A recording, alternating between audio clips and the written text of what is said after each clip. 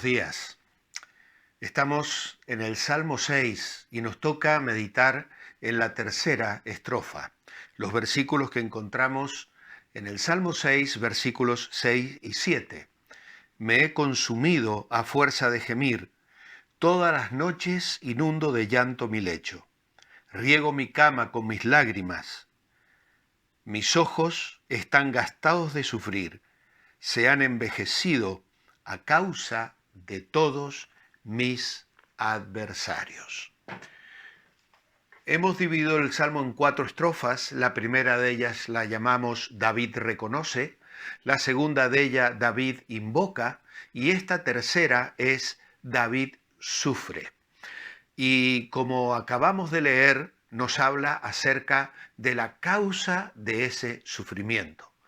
En el cuaderno devocional, en la guía devocional, nos habla Fernando Plou de la situación en la que personas nos causan sufrimiento.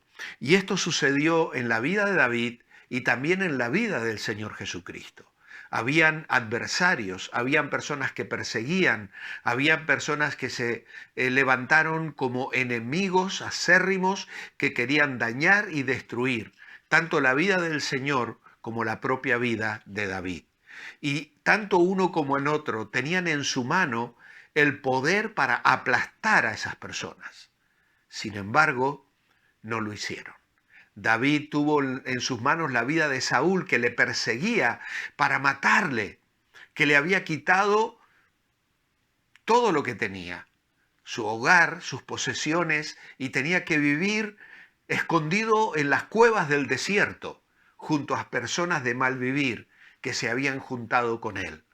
Sin embargo, David esperaba en el Señor y confiaba en que Dios había de cumplir su promesa. Más tarde el Señor Jesucristo también podía destruir a sus enemigos. En Getsemaní, cuando vinieron a detenerle, le dijo a Pedro y a los discípulos: «¿Puedo clamar al Padre?» Y Él va a enviar 12 legiones de ángeles para liberarme. Sin embargo, esta es vuestra hora y la potestad de las tinieblas. Y el Señor se entregó voluntariamente a la opresión, a la burla, al escarnio, a la muerte. ¿Para qué?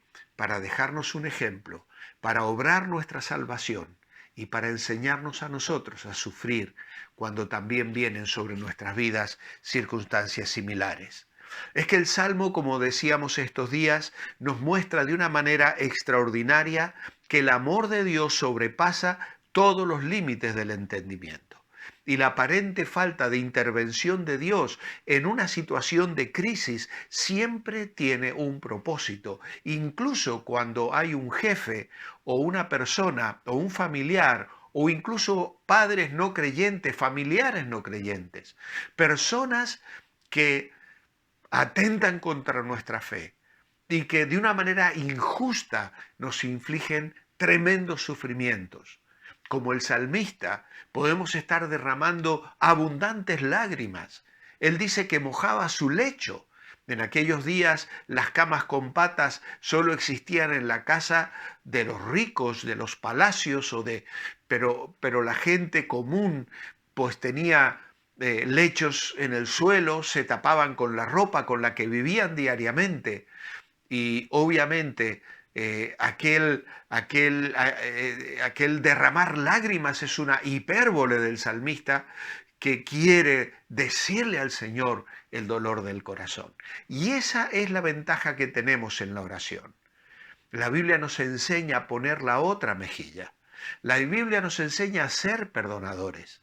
El Señor nos enseñó a llevar otra milla, aquella que injustamente nos es propuesta por una autoridad. Sin embargo, podemos abrir el corazón abiertamente delante del Señor y pedirle que Él intervenga en las situaciones donde nosotros estamos padeciendo injustamente. Hay salmos muy fuertes que hablan de los enemigos de Israel, pero son oraciones dichas al Señor. No es que nosotros vamos a tomar venganza de nuestros enemigos. Más tarde en Romanos 12, el apóstol Pablo hablará acerca de esto, diciendo que la venganza es del Señor y que debemos dejar todo en las manos del Señor, que no debemos vengarnos nosotros mismos. El creyente puede mirar al Señor, contarle a Él las situaciones de injusticia que vive y puede descansar plenamente en la voluntad soberana de un Dios que a lo mejor no interrumpe esa situación, pero que está teniendo un propósito en nuestra vida para enseñarnos mansedumbre, para moldear nuestro carácter, para llevarnos a nuevas etapas en la vida cristiana de comunión, de confianza, de fe, de saber que el Señor está con nosotros. Así que en estos dos versículos, versículos 6 y 7, el salmista describe poéticamente la intensidad de su oración. Ha invertido todas sus fuerzas durante las noches, llorando y gimiendo por su condición, y está exhausto. Regó e inundó su cama con lágrimas, y dice que sus ojos se gastaron de tanto sufrir. Y lo que destaca esta parte del Salmo es que la oración indica que su dolor se relaciona con las acciones de personas que le hieren y le angustian. Así que aquí aparecen los adversarios. ¿Serán enemigos espirituales? El salmista a menudo habla de los enemigos de Dios. Hay eruditos bíblicos que sugieren que los enemigos eran hechiceros. Bueno, no lo sabemos exactamente, pero lo más probable es que era gente impía que se burlaba de este hombre fiel, de este creyente. Pero además sabemos que nosotros tenemos una lucha espiritual. De modo que podemos ver aquí una aplicación también a los enemigos espirituales que Pablo menciona en Efesios capítulo 6. No tenemos lucha contra sangre y carne, sino contra huestes espirituales de maldad en las regiones celestes. Por tanto, hay recursos allí que debemos tomar para protegernos de sus ataques con la mirada puesta en el Señor. La Biblia recalca el contraste entre las fuerzas del mal y los que siguen a Dios. Y el poeta utiliza muy bien la hipérbole para exagerar y poner de relieve la profundidad de su dolor.